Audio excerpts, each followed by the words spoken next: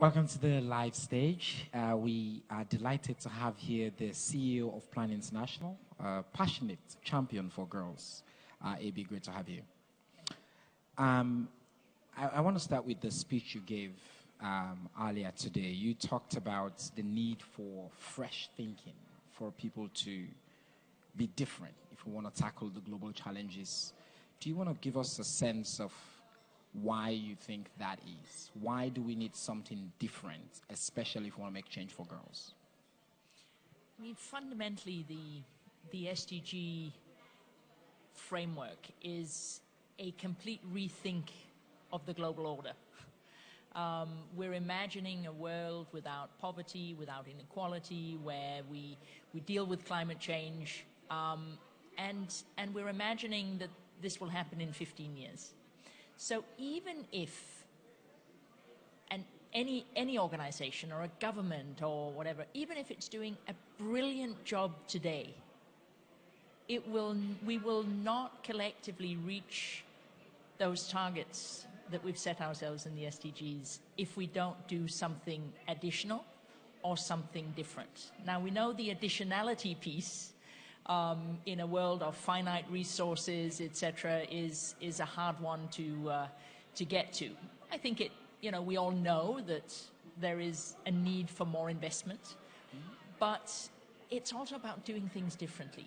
I mean, we know it's about partnering, we know it's about a new focus, but it really is also about how we work, how we accelerate change, how we test things, how we dare take more risks, and all the elements really that are embedded in this festival of innovation and trial and fail, but fail fast and get on with it.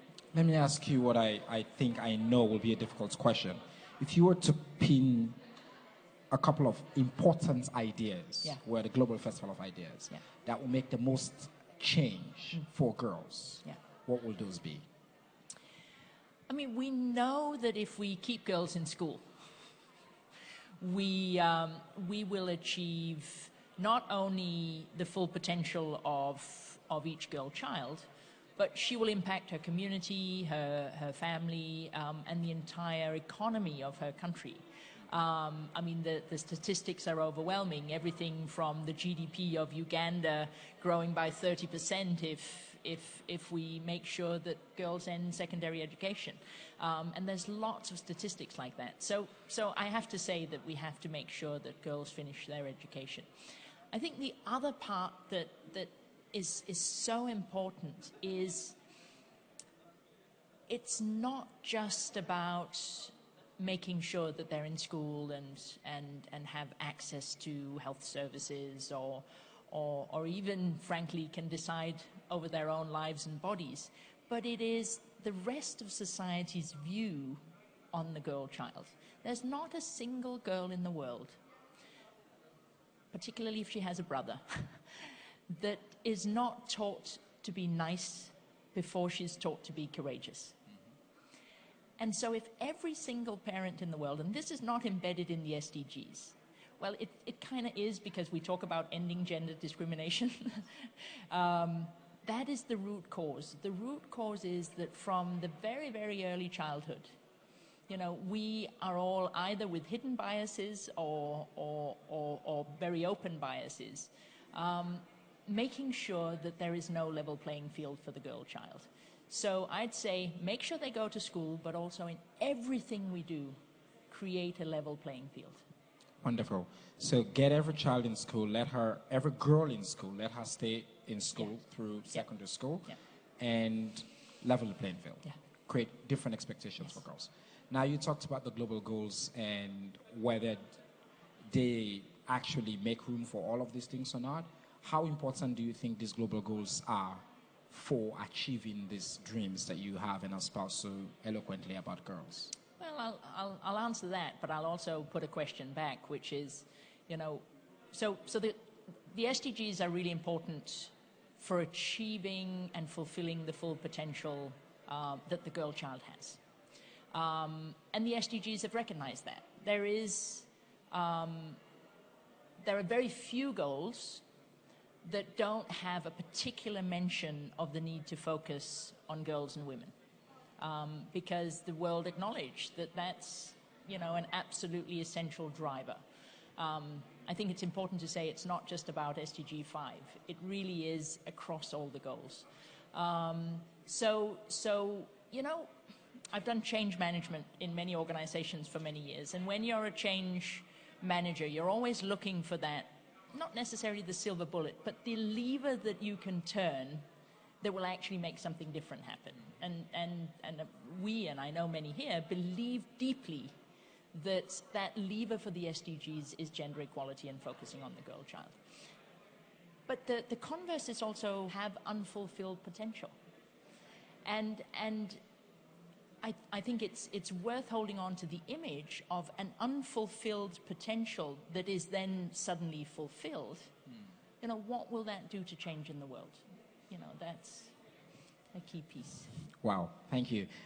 Let's maybe switch a little bit and talk about your organization, Plan International. Plan has been doing terrific work around the world, advocating for girls, but also doing programs that actually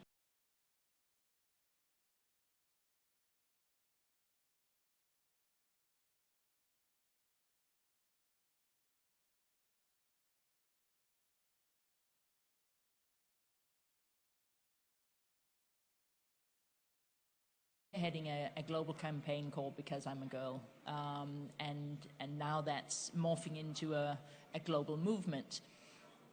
But even with that success of the Because I'm a Girl campaign, which helped create the International Day of the Girl Child, it helped embed the issue of early and forced marriage in the SDGs, a number of other successes.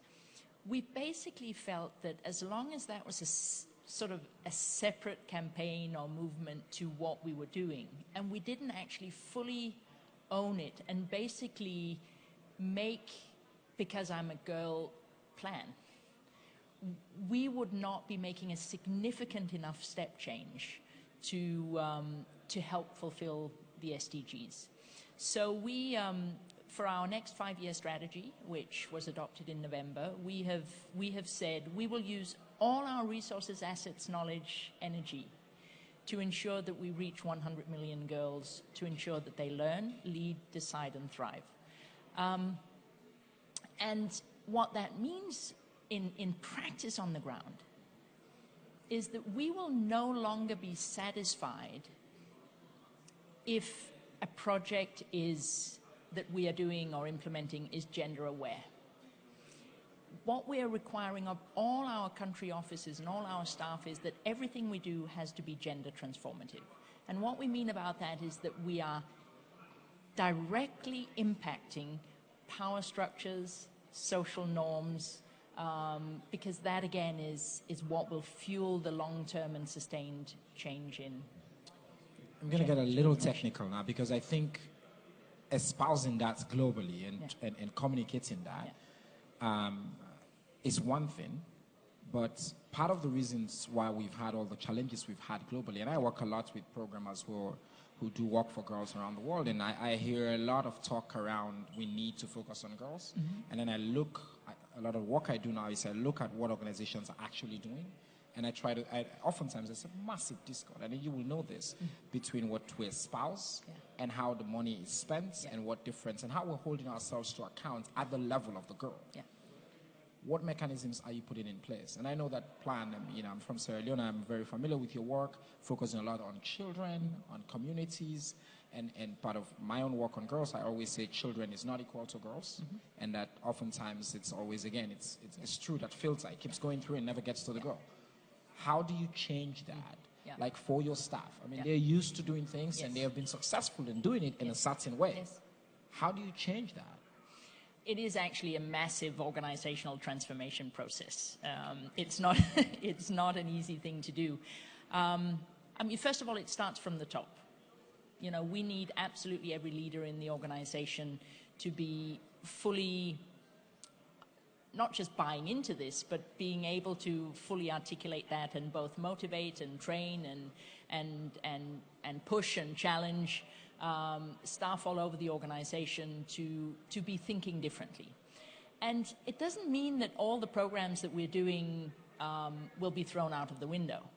But it does mean that there will be some specific questions that we will be asking ourselves in every single program design, every single advocacy campaign, everything that we do in terms of not just are we working with girls, but are we truly, deeply and courageously addressing the root causes of injustice and discrimination. And that is really difficult. And it's also really difficult when you're working in a short-term grant environment where people want results in 3 years, et cetera, because you don't change social norms in 3 years. So it's about educating our staff and getting that transformation right, creating the right incentives, creating the right excitement, celebrating the real successes we are having with our truly gender transformative programs. But it's also about educating our donors. It's educating our individual sponsors that might have an image of what development is today, but really what it could be and what we could unleash in the future. And it's about talking to our government donors and saying and helping them understand that they shouldn't be satisfied with short-term results, short-term impact that isn't, again, truly transformative. Well, congratulations. I say that I am excited by this change you guys are making as planned, and I will be observing and looking forward to all of that as well. Let's just talk briefly about your message to other leaders around the world who are leading international NGOs like yourself. I mean, you're setting the example. What message do you want to send to them as well about focusing on girls and doing things differently, directly to them? Well, I think, as I said in the room today, each and every organization needs to do something significantly different.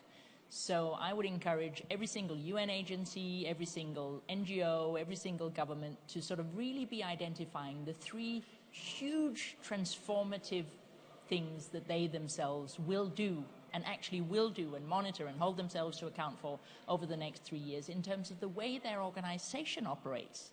Because, again, we cannot pretend that if we do things exactly the same as we've always done it, that we'll achieve another outcome. That's insanity, as you reminded us inside. Yeah. We're the Global Festival of Ideas, in many ways, it's a new kind of conference that comes along with the SDGs. What do you think so far? What have you found most energizing and exciting about the conference? In many respects, what I've seen around the conference is a spirit of trying to do things differently. Trying to do the conference differently, making it playable, making it interactive in many different ways. And I think that's just one step that we all need to take to think differently, because those new ways of working will spur new ideas. Wonderful. Now, one word to describe the Global Festival of Ideas. Which word will come to your mind? I have to say innovation. Innovation. Thank you so much, and congratulations again on all the exciting work you're doing, and good luck with the big change at plan. No, and thank you, and it's great talking to you today. Likewise. Thanks. Thank you.